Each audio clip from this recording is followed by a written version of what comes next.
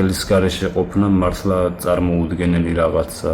გზიდან გადავხვდი სატვირთო მანქანით და რა ვიცი, რო გავიღვიძე იქ ხელი უკვე აღარ მქონდა. უყურებდი ძვალს, როგორც მიჩანდა და შველას ვითხოვდი 1-2 საათი მიახლოებით, ყვიროდი ხმა ჩამეხლიჩა. მოტეხილი მქონდა 14 ძვალი, 20% სისხლი დაკარგული მქონდა და ექიმებსაც არ სჯეროდათ ჩემი გადარჩენის, როცა უფალმა კიდევ ერთხელ მაჩუქა სიცოცხლე. დამიტოვეს ერთი ძაფი შიგნით, რამაც გამოიწვია ანთება და დაჩირქება.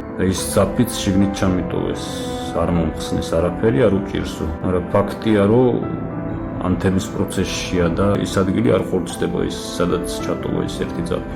იმედი მაქვს, რომ მეც ავიყვან მალე ხელში ჩემს შვილს და ეთამაშები როგორც სხვა ნორმალური მამები. მამა? ჩამეხუტე ერთი. 25 წლის დანიელი აი ასე ცალი ხელით ცდილობს, რომ თავის ერთადერთ გოგონას 3 წლის გაბრიელას მოეფეროს, მაგრამ საბრალო ბიჭმა იცის, რომ ის ამას ვეღარასდროს შეძლებს უწინდებურად. ამ პატარა ანგელოზმა კი ჩერნოვეცკის ფონდის კორესპონდენტს უთხრა, რომ თავისი ხელის გადანერგვა სურს მამიკოსთვის. მერე კი პატარა თითებს ახედა და შეამოწმა, თუ მოერგებოდა მამას.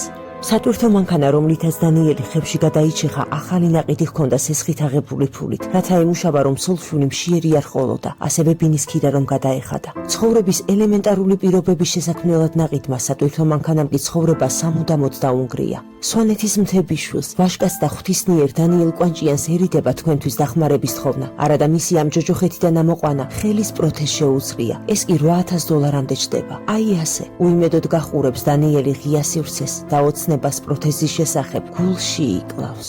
რა რჩევას მისცემთ ახალგაზრდებს, თქვენს თანატოლებს? უყვარდეთ ერთმანეთი და უყვარდეთ ყველა. როცა ადამიანს სიყვარული გააჩნია, ფალთანაც ახლოს არის. გადარიცხეთ ნებისმიერი თანხა ჩერნოვეცკის ფონდის ოფიციალური საიტის მეშვეობით.